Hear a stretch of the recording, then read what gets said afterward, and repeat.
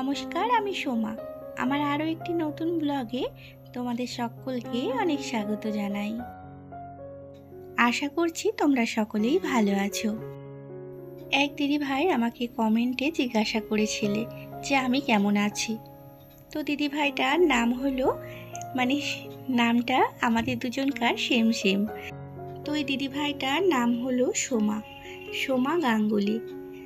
তো এই দিদিভাইকে আমি বলতে চাই, দিদিভাই ভালো আছি গো, তোমাদের ভালোবাসায় অনেকখানি ভালো আছি। আর এই তো সকাল সকাল আমি সাজুগুজু করে রেডি হয়েছি, কারণ একটা জায়গায় যাওয়ার আছে।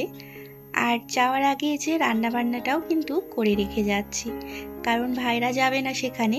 তো তাই শাড়িটা পরার আগে তরকারিটা করে নিয়েছি, আর এই যে সাজুগুজু করতে করতে ভাতটাও করে ফেললাম। আর আমার মেয়ের মুখখানি দেখলে তোমরা, পুরো বাংলার 5 করে আমার কাছে এসে দাঁড়িয়ে আছে। তার কারণ আমার শাড়ি পরা হয়ে গেছে, চুল বাঁধা হয়ে গেছে, আর ওর এখনও কিছুই হয়নি। তো সেই কারণে রাগ করে মুখটাকে ওইভাবে ফুলিয়ে আমার কাছে দাঁড়িয়ে আছে। আর এই তো ভাতের ফ্যানটা ঝরাতে দিয়ে দিলাম। তারপরে কিচেনটা একটু গুছিয়ে নিচ্ছি। জায়গার জিনিস একটাও জায়গায় নেই, সব এদিক ওদিক হয়ে আছে। তো এগুলো একটু গুছিয়ে বাগিয়ে রেখেই যাব।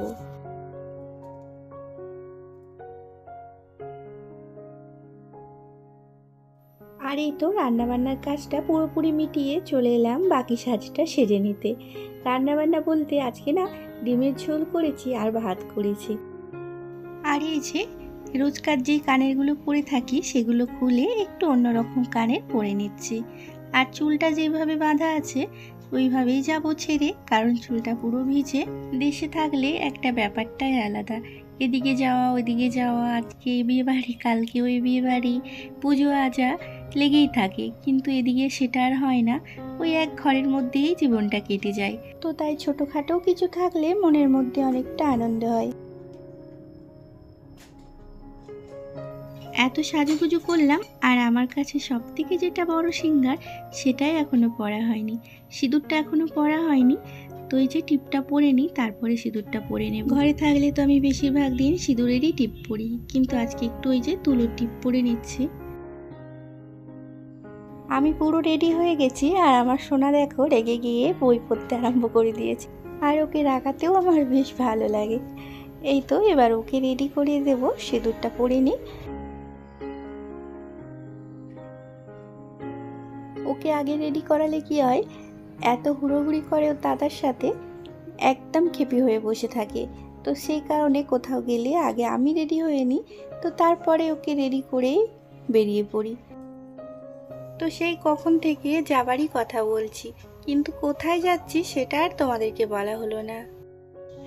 আমি তোমাদের সাথে গল্প করি না, আমি সকালবেলায় মর্নিং ওয়াকে যাই এক দিদিভাইয়ের সাথে। সেই দিদিভাইটা হলো আমরা যে ঘরে ভাড়া থাকি, তাদের ঘরেই ভাড়া থাকি। আর ওই দিদিভাইয়ের সাথে আমার একটা খুব ভালো সম্পর্ক বন্ধুত্বের, আর আমাকে অনেক ভালোবাসে। তো ওই দিদিভাইদেরই অনুষ্ঠান আছে, তো নিমন্ত্রণ করেছে, সেখানেই যাচ্ছি।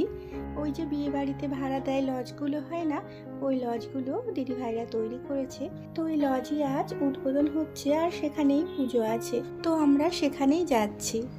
তো আমি তোমাদের দাদাভাইকে কদিন ধরে বলছিলাম যে তুমি একা গিয়ে ঘুরে আসবে, কিন্তু দিদিভাই কিছুতেই ছাড়ছে না, রোজ একবার করে বলছিল যাওয়ার কথা। তো তাই না করতে পারলাম না, আমিও যাচ্ছি সাথে। আর আমরা ঘর থেকে বেরিয়ে পড়েছি, অটোয় করে যাচ্ছি।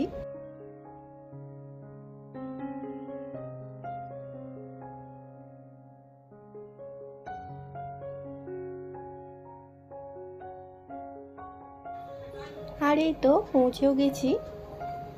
তো তোমাদের দাদাভাই দাঁড়িয়ে আছে একজনের জন্য, আর আমরা একটু এগিয়ে যাচ্ছি। ওই যে লজের ভেতরটা যেখানে আর কি বিয়ে হয়, সেখানটা দেখবো বলে একটু যাচ্ছি এগিয়ে।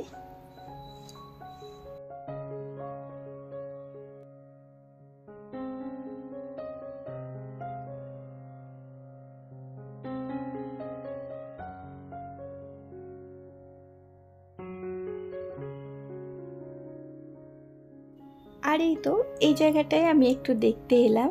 এই যে ফাঁকা মাটির মতো দেখছো, এইগুলোতেই কিন্তু বিয়ে হয়। আর এখানকার বিয়ে না রাত্রিবেলা হয় না, দিনের বেলা হয়। তো এই জায়গাটাই একটু দেখতে এলাম।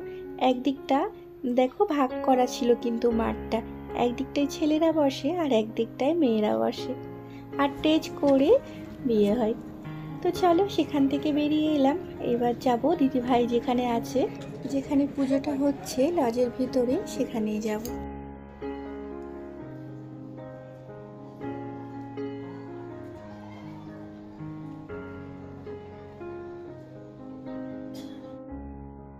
আর এই তো ভিতরে এসে দিদিভাইয়ের সাথে দেখা করে বসে পড়েছি। এই যে সবাই পুজো দেখছে, পুজো প্রায় হয়ে এসেছে। তো কারণ অনেক সকাল থেকে পুজো হচ্ছে আর আমরা অনেক দেরি করে ফেলেছি আসতে। তো রান্না বান্না করে ঘরের কাজ মিটিয়ে আসতে অনেকটা দেরি হয়ে গেছে।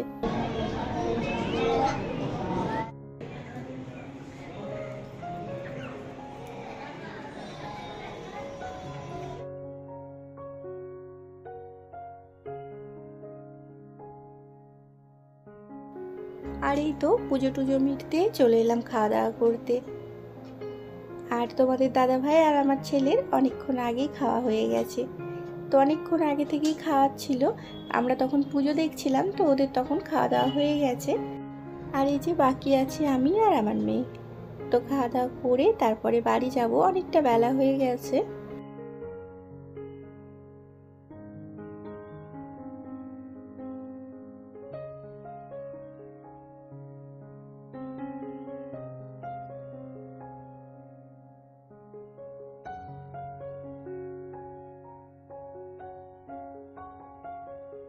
তো খাওয়া দাওয়া সেরে দিদিভাইয়ের সাথে দেখা করে নিলাম, এবার বাড়ি যাব আমরা। তো সামনেই সোনাদের পরীক্ষা, এখন টিউশন কামাই করলে অনেক বকাবকি করবে টিউশনের ম্যাম। তো তাই এই যে আমরা বাড়ি চলে যাব তাড়াতাড়ি। তো চলো বাড়ি গিয়ে তোমাদের সাথে দেখা হচ্ছে।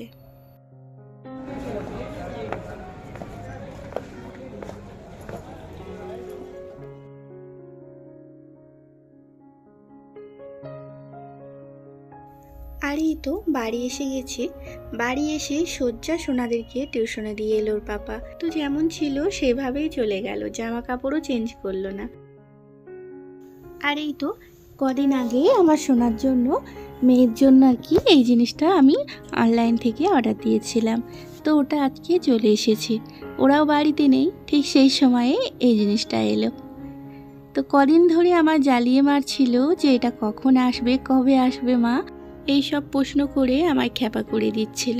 তো আজ ফাইনালি চলে এসেছে এই যে জিনিসটা, পড়াশোনার স্টাডি টেবিল।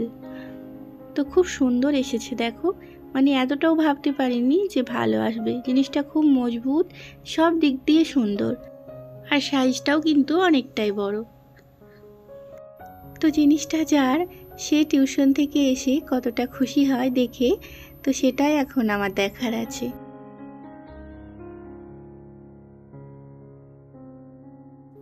আর এই যে টিউশন থেকে এসে আমার ছেলে কিন্তু অতটা বুঝতে পারেনি, কিন্তু ও দেখো ব্যাগ রাখতে না রাখতেই ঠিক দেখে ফেলেছে, আর দেখে এক মুখ হাসি। এই যে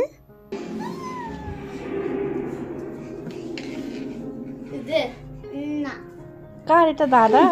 আমার এটা মেয়েদের, এটা গার্লসদের না, এটা বয়েজদের। আর এখানে একটা মেয়েদের ছবি। আবার মেয়ে মেয়ে মেয়ে মেয়ে মেয়ে আমার মেয়ে না, মেয়ে কথাটা উচ্চারণ করতেই পারে না। কত করে ভালো করে বুঝিয়ে বলি, কিন্তু ওর উচ্চারণটাই হয় না। জানি না বড় হলে কি হবে। এইটা পেয়ে এত খুশি, এই মাত্র টিউশন থেকে এলো, আবারও বই পড়বে বলছে। তো বন্ধুরা, আজকের ব্লগটা আমি এখানেই শেষ করলাম। আবারও দেখা হবে তোমাদের সাথে একটা নতুন ব্লগে। আমার ব্লগগুলি কোথাও যদি এতটুকুও ভালো লেগে থাকে, আমার চ্যানেলটিকে সাবস্ক্রাইব করে আমার পাশে থাকার অনুরোধ রইল।